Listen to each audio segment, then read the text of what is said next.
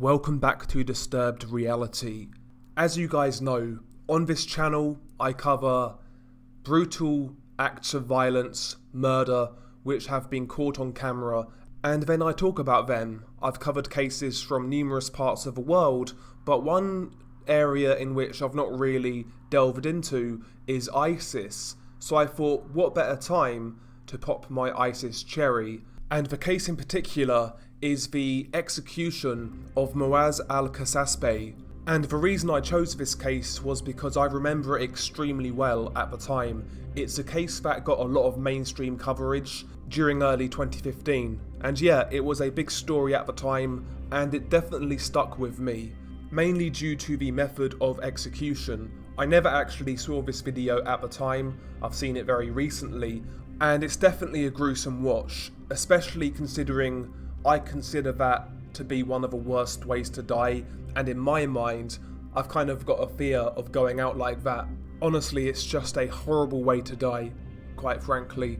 But before we talk about the actual video, as always, let's talk about a little backstory. Muath al-Kasasbeh was born on the 29th of May in 1988 in Jordan. He was a Sunni Muslim.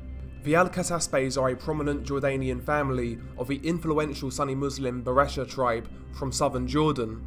His uncle, Fahid al-Kasasbeh, was a major general in the Royal Jordanian Army. Muath al-Kasasbeh's ambition was to join the Royal Jordanian Air Force. To pursue this goal, he studied at the King Hussein Air College and graduated in 2009.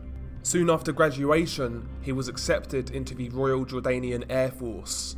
During his first couple of years, he was learning the ropes, but by 2012 he qualified as an operational F-16 fighter pilot, and he was assigned to the No. 1 Squadron at the Muath Safi Air Base. On the 24th of December 2014, Muath al-Kasasbeh was taking part in a bombing raid against the Islamic State. In fact, the target was apparently a brick factory. However, during this bombing raid, his Lockheed Martin F-16 suffered mechanical problems. The story is that once he realised that the plane was a write-off, he decided to eject, and he ended up landing in a lake near Raqqa. Islamic State do dispute this, however. They say that they shot the plane down, hence why he ejected, so who knows what the truth is there. ISIS say they shot him down, the Jordanian government say it was down to mechanical issues. Take your pick in regards to who you believe. But regardless, after ejecting, he landed in the lake near Raqqa, which happened to be enemy territory, and he would have realised that before making the choice to eject. Imagine that being your only choice. You either go down in a ball of fire, or you choose to eject in the hope that the enemies don't find you. You know, that must have been a horrible realisation when he realised they were his only two options. After he ejected and landed, he was quickly captured by Islamic State militants and pulled out from the water.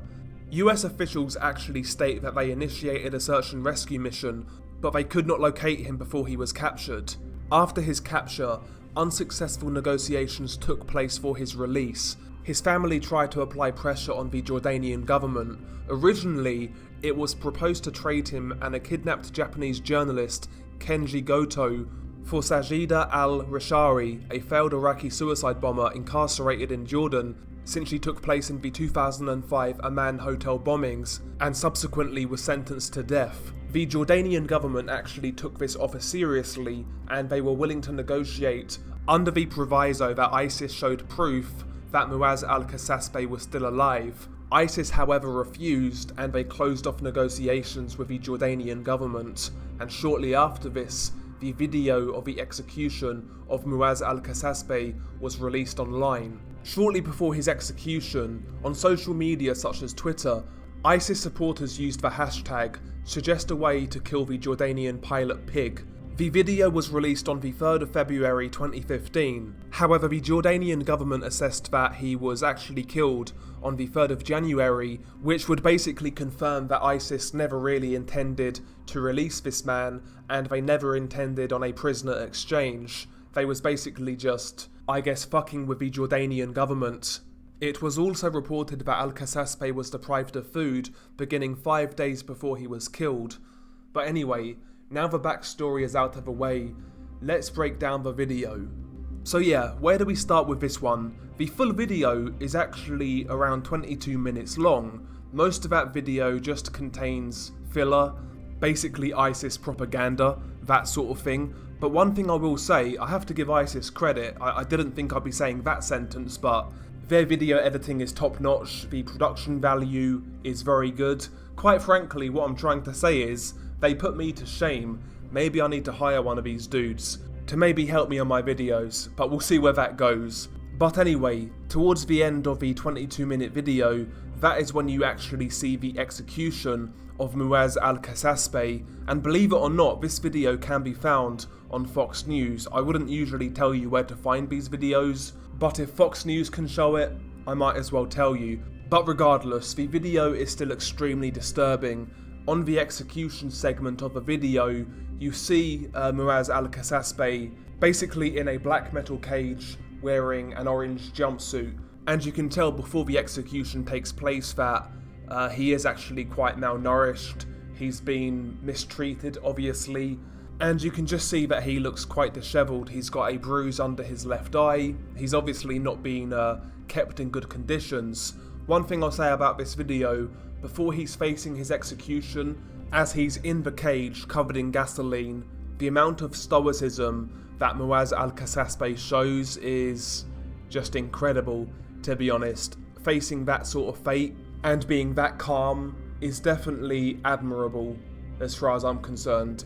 It's almost like he didn't want to give his captors the satisfaction of hearing him beg, plead and cry for his life. He basically just stood there and waited for his fate.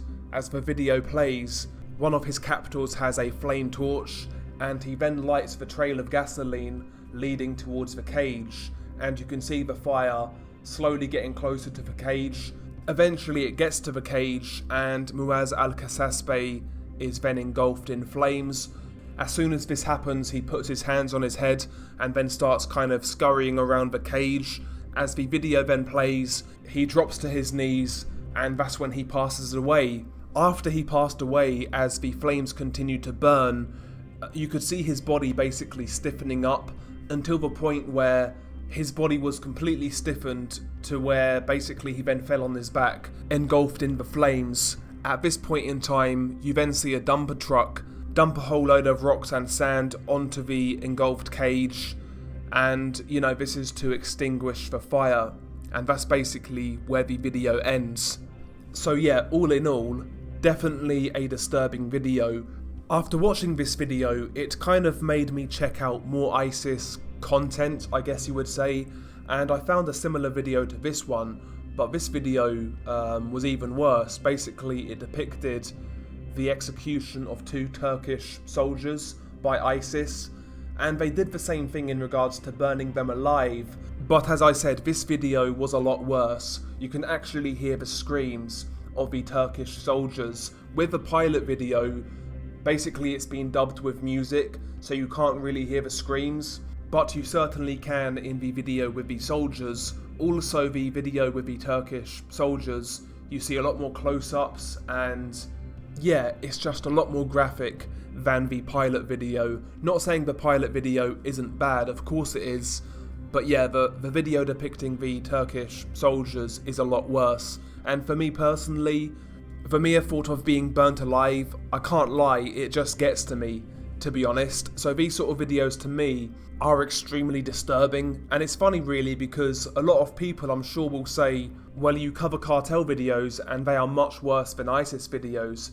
Yeah, as a whole, for gore they are. I mean, I've not seen an ISIS member cut some dude's heart out and then eat it. I've not seen that with ISIS, but just this specific method of execution, burning alive, just gets to me. I can't lie to you guys.